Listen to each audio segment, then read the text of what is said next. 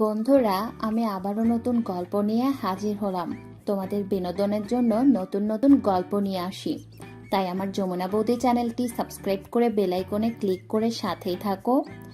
আজ শোনাবো নদীতে বেড়াতে গিয়ে নৌকার মাঝির সাথে ঘটে যাওয়া একটা দারুণ ঘটনা।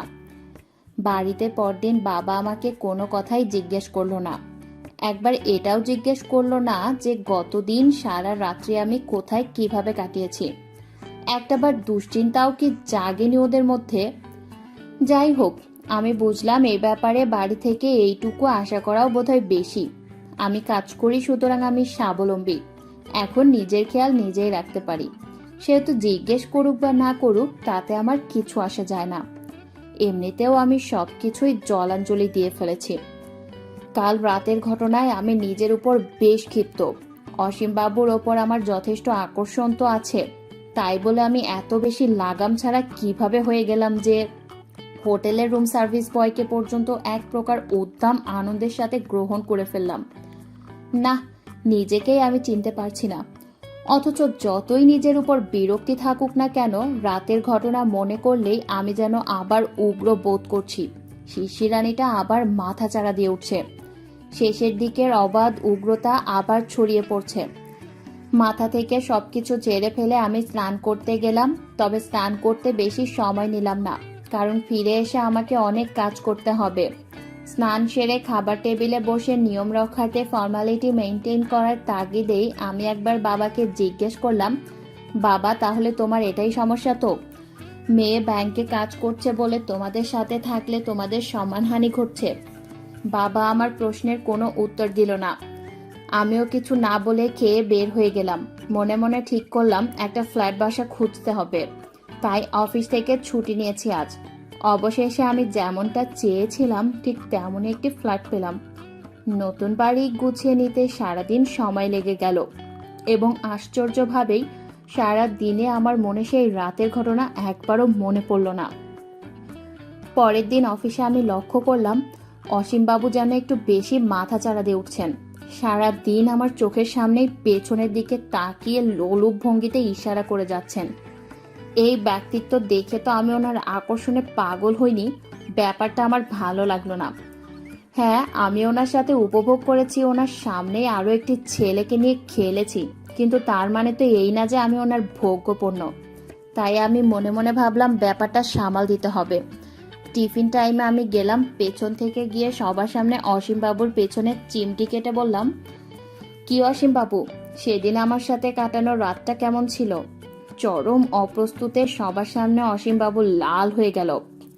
আমি ওনাকে বললাম, দেখুন, গোল থালার মতো উজ্জ্বল চাঁদ সবসময় দেখতে পাওয়া যায় না। সেদিন আপনার সাথে রাত কাটিয়েছি, তার মানে এই না যে আপনি প্রতিদিন আমাকে অফিসে ইঙ্গিত দেবেন আর রোজ আমাকে লাগিয়ে যাওয়ার সুযোগ পাবেন। মূল্য দিতে শিখুন, ভোগ্য বানাবেন না। আমার কথা শুনে সবাই মুখ চেপে হাসলেন। বাঁকা চাউনিতে অসীমবাবুর দিকে তাকালেন। অসীমবাবু তখন কোনো রকমে মুখ লুকিয়ে পালিয়ে গেলেন। কাল উইকেন্ড, আমি ঘর ছেড়ে চলে এসেছি। কাল একটু একা একা কোথাও ঘুরতে যেতে মন চাইছে। অফিসে আমার ভালো একজন বন্ধু আছে। আমি তার কাছে খবর নিয়ে জানলাম কাছেই গ্রাম্য নদীর জঙ্গল ঘেরা গ্রাম সাঁওতাল অধ্যুষিত এলাকা আছে বারোমিশা। এখান থেকে মিনিট 40-এর দূরত্ব।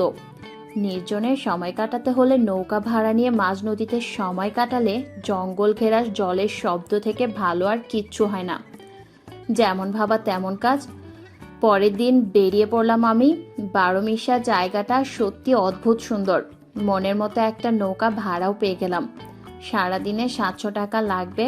খাবার দাবার সব মাঝে নিজে ব্যবস্থা করে নৌকা নিয়ে পাড়ি দেবে।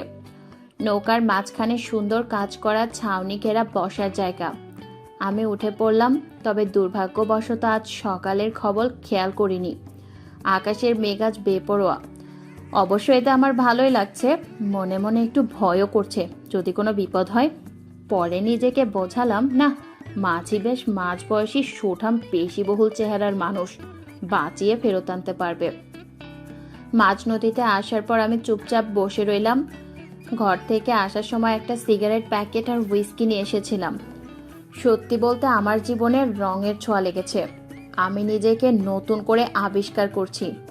এমন বেশ ঘন্টাখানেক কাটার পর খেয়াল করলাম মাঝি আমাকে বলছে, দিদিমণি ফিরবেন না নাকি? আকাশের অবস্থা ভালো না, আমার নৌকাতে বসার জায়গা, রোদ থেকে বাঁচার সব ব্যবস্থাই আছে, কিন্তু জল এলে চারদিক থেকে ঝাপটায় ভিজে যাবেন পুরো।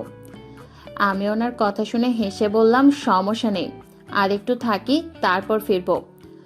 উনি আমাকে বললেন, যেমন আপনি ভালো বুঝেন দিদিমণি। একটু পরেই হলো বেগতিক প্রচণ্ড বৃষ্টি হঠাৎ কোত্থেকে ধেয়ে এসে এক ঝাপটায় আমাকে পুরো ভিজিয়ে দিল। মাঝি নৌকার ছাতনের বাইরে ছিল। বৃষ্টির চোটে কাক ভেজা হয়ে ভেতরে ঢুকে বলল, দিদিমণি কিছু মনে যদি না করেন এই বৃষ্টিটাতে একটুখানি ভেতরে বসতে পারি?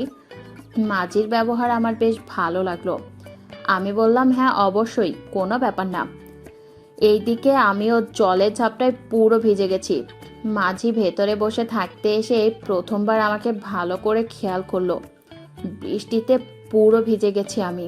চুলের গা বেয়ে গাল হয়ে কানের লতি ছুঁয়ে বৃষ্টির জলের ধারা আমার ঘাড় দিয়ে স্রোতে হারিয়ে যাচ্ছে।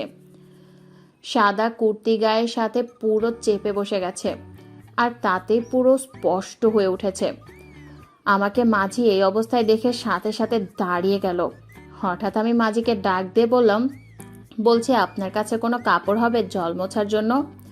তারপর ওনার কোমরে বাঁধা গামছাটা দেখিয়ে দিয়ে বললাম, ওই তো, ওইটা একটু দেন না। মাঝি পড়ল মহা মুশকিলে। উঠলেই তো ঠেলে বের হয়ে আসতে চাইবে, আর তা আমার এর চোখে পড়ে যাবে। তাই উনি কোনো রকমে আমার দিকে পেছন করে উঠে একদিকে কাত হয়ে কাপড় টুকরোটা আমাকে দিয়ে পিছনে গিয়ে দাঁড়ালো, যাতে করে আমার চোখে না পড়ে। পেছনে দাঁড়িয়ে মাঝির অবস্থা আরো খারাপ হয়ে গেল। জলে ভিজে একদম স্পষ্ট বোঝা যাচ্ছে মাঝি যেন কিছুতেই বাগ মানতে চাইছে না।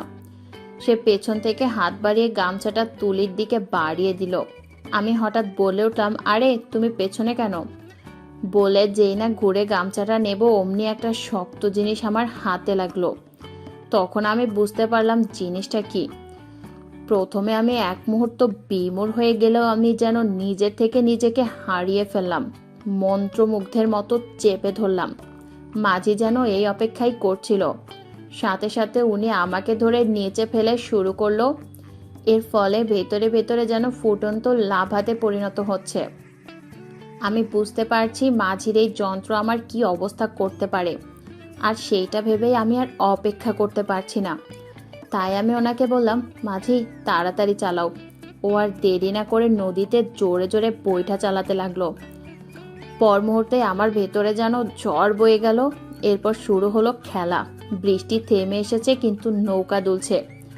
আর একটু এই তোলা আগ্নেয়গিরিকে কাঁপিয়ে কাঁপিয়ে লাভা বের করে আনছে। নৌকার গা বেয়ে কলকল করে বয়ে যাচ্ছে নদীর জল। হঠাৎ ঝড় আর বৃষ্টি কিছু পর শান্ত হয়ে গেল, কিন্তু মন পাগল করা হাওয়া বয়ে যাচ্ছে।